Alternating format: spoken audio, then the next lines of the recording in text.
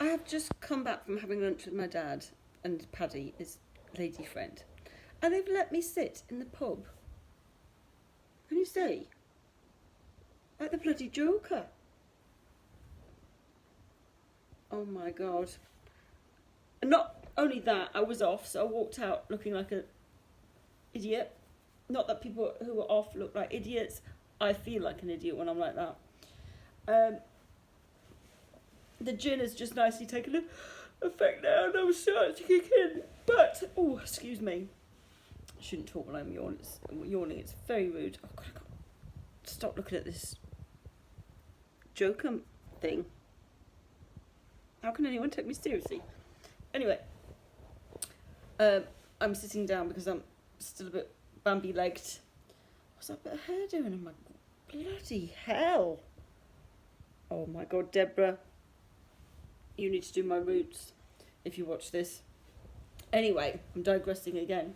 What I want to say is that it's the drug that made me crazy, Ropinerole, the dopamine agonist, that I was put on highest dose for by a Parky nurse back in the early days of my Parkinson's.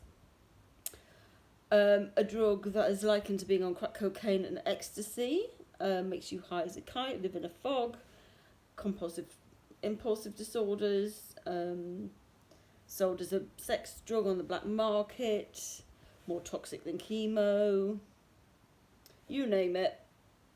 But it's supposed to help with our motor symptoms. Motor symptoms. It stops you sleeping as well. Anyway, I was on highest dose, and it took a long time to get to highest dose because the nausea and vomiting it induced in me was phenomenal. So was really proud of myself when I got to that dose, ironically.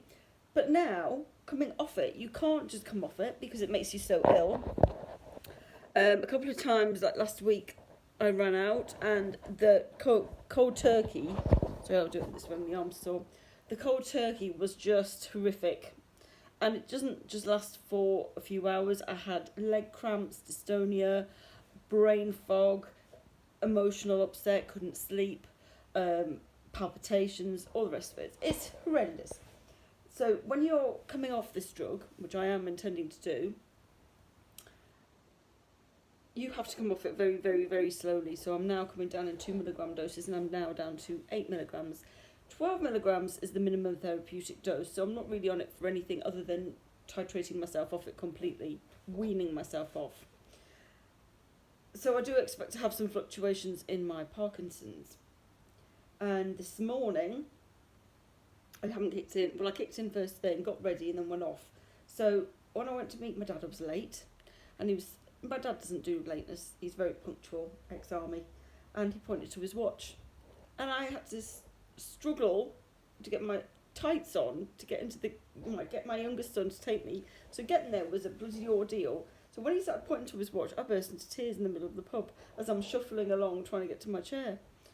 And it was like OAP City, this pub today. I couldn't believe how many people were in there. And of course they sat right at the back, so I had to walk past everybody crying, which was a bit embarrassing. But then when I've shuffled out, I've had a big Joker bloody tash. But Dad, honestly, today, he's going for his chemo, was in shock. He's never seen me off. I don't think he's ever understood what being off meant.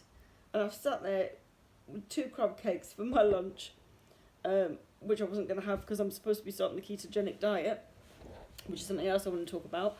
And I think I've just kind of blown his head a bit, really, and exposed him to the delights of Parkinson's. People just do not get it until they witness it in true life. And even though I do blog after blog and I've told them about dystonia, unless they've seen it and witnessed it, they don't get it. So I don't want sympathy, I don't want empathy, I want understanding. So if I am late for a meeting, or if I can't get somewhere, or if I ask you for a lift, it's because I'm desperate. It's not because I'm being a lazy twat. So Harry's just gone to walk the dogs. He's on days off through the week this week, and he's made himself bacon and eggs for breakfast. So when I've come back in, I said, "Have you loaded the dishwasher?" Why? Why do I have to do it? What are you doing? Like you're not doing anything, and I'm walking the dogs. I want to punch his face in. So I bloody well screamed at him, and he will be doing it when he comes back. It's things like that my own children don't get. I don't know. I think I'm doing all this awareness stuff, and I think I'm preaching and preaching, but the people who really need to listen don't take any fucking notice. So really, why the fuck am I doing it? So the other thing I wanted to mention quickly was, for you Parkies or anybody who's interested, who are out there, who occasionally do watch my rants, the ketogenic diet. I've been doing some research into it, and I think it's the way forward, because we've got to look more outside of just the drug and medication window. It's got to be down to lifestyle, not just exercise, although I know exercise is great. You can't exercise when you're off. You can't move. There's got to be more. So the more I think about it, the more logic food and diet is to me. You know, it has to be what we're putting in our bodies. The environmental factors and pesticides and shit and processed food. So I started this morning by eating scrambled eggs with cheese, which was very yummy, but then that was probably too much protein for me to kick in with my meds. So, do you know what? I haven't got a frigging clue. I haven't got a pigging clue. I make it up as I go along. And every day I think I've got it sussed it. I haven't.